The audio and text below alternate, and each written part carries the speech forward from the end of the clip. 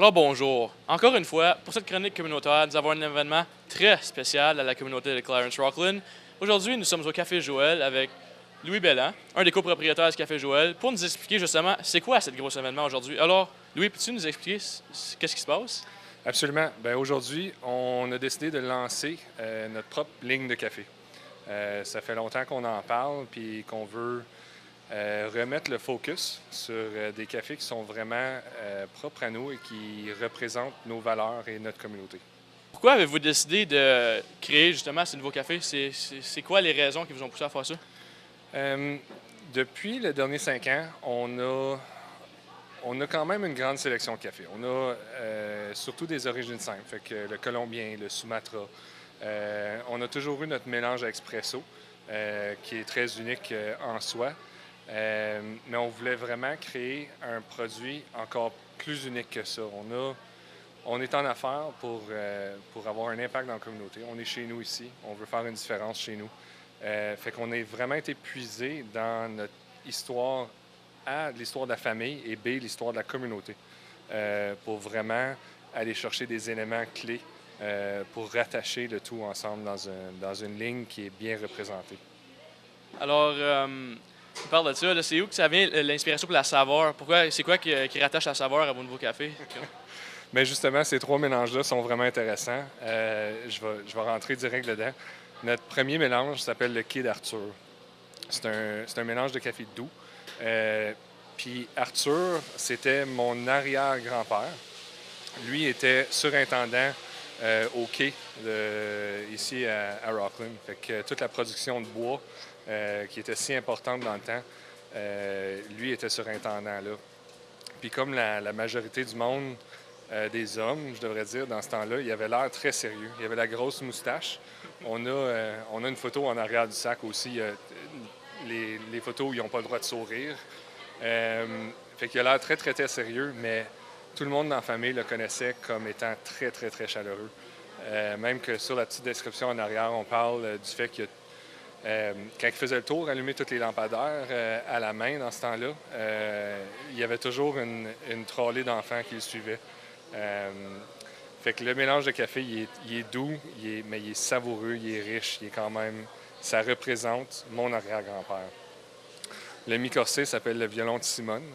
Elle, c'était ma grand-mère qui était toujours en train de jouer du violon dans toutes sortes d'événements communautaires, dans le sous-sol de l'église, à des parties de famille, toujours en train de jouer du violon. Puis c'était des jigs, c'était joyeux, c'était vif. Fait que c'est un café qui est joyeux, qui est vif, fruité. Puis dans le corset, notre troisième mélange, il est inspiré de notre grand-père, Isaïe. Lui était gérant du cinéma qu'il y avait à Rockland dans le temps. Puis c'est un gars bien sérieux, mais quand même assez chaleureux. Fait que c'est un gros café, corsé, chocolaté, velouté. Fait que c'est vraiment inspiré de ces trois personnes-là dans ma famille qui ont eu un énorme impact dans la communauté. Wow, en tout cas, si, j'aime les noms, en tout cas, c'est vraiment original. Justement, c'est qui a eu l'idée pour ces noms-là? Euh, le, je pense depuis, ça doit faire 3 4 ans que je veux faire un mélange qui s'appelle le Quai d'Arthur. Parce que c'est vraiment, euh, j'ai toujours aimé l'idée d'aller chercher un élément historique dans la communauté et un élément historique dans ma famille. Euh, Puis c'est vraiment juste en faisant un petit peu plus de recherche qu'on a réussi à rattacher les trois noms à une ligne de café qui va sans doute continuer aussi dans la même veine. Puis pour ces nouveaux cafés-là, excusez, quelle sorte de grains utilisez-vous? Ils proviennent d'où? Je sais que plusieurs différents grains peuvent faire différentes sortes de café. Alors, c'est quelle sorte que vous utilisez pour eux? C'est un secret. Ah oui? Non, le Quai d'Arthur, c'est un mélange de Sumatra et de Péruvien. Le violon de Simone, c'est un mélange de colombien et d'éthiopien. L'éthiopien, c'est celui qui va vraiment chercher le fruité. C'est un café il est out there. Puis le théâtre d'Isaïe, c'est un mélange de mexicain et bolivien dans le corset. Fait que ça, c'est deux gros cafés riches. Alors, à part les mix de grains, c'est quoi qui sépare ces cafés-là comme des autres cafés ordinaux, mettons? C'est comme la comparaison la plus proche, je la fais souvent, la comparaison, mais avec le vin. C'est comme prendre un origine simple avec le vin, mettons un type de vigne d'une région, ça donne un résultat en soi.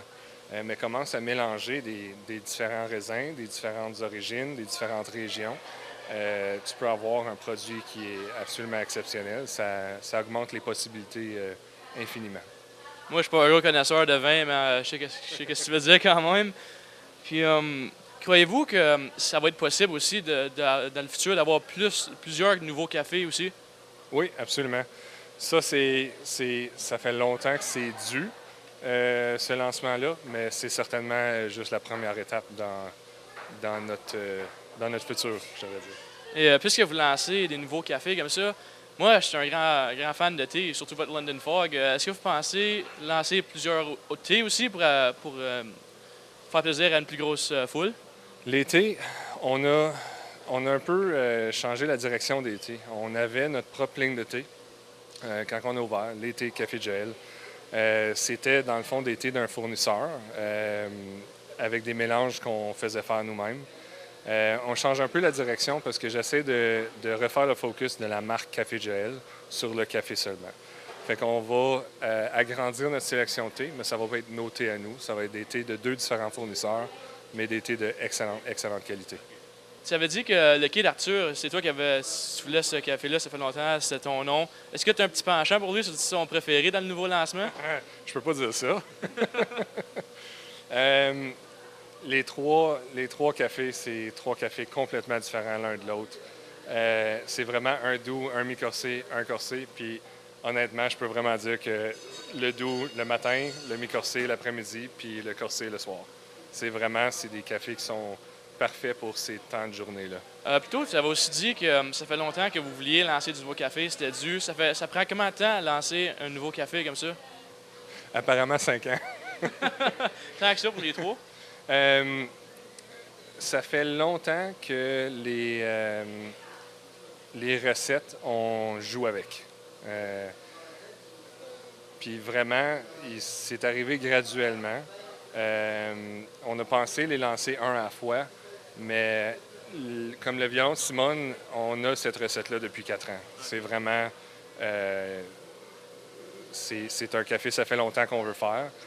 Le quai d'Arthur, ça fait à peu près 1 an qu'on joue avec la recette.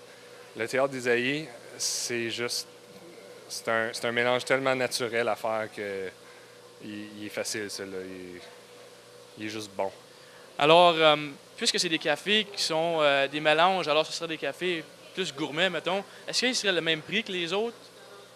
Au début de l'année, j'ai fait l'exercice de restructurer les prix au complet. Fait que là, les prix sont indexés au prix boursier. Fait que dans le fond, moi, le café, il fluctue en prix comme le pétrole au niveau international. Fait que moi, j'ai indexé ça à mon prix d'achat. Fait que dépendant du marché, les prix vont fluctuer quand même, mais ils sont dans le même... ballpark en anglais, sont dans le même coin que les autres cafés quand même.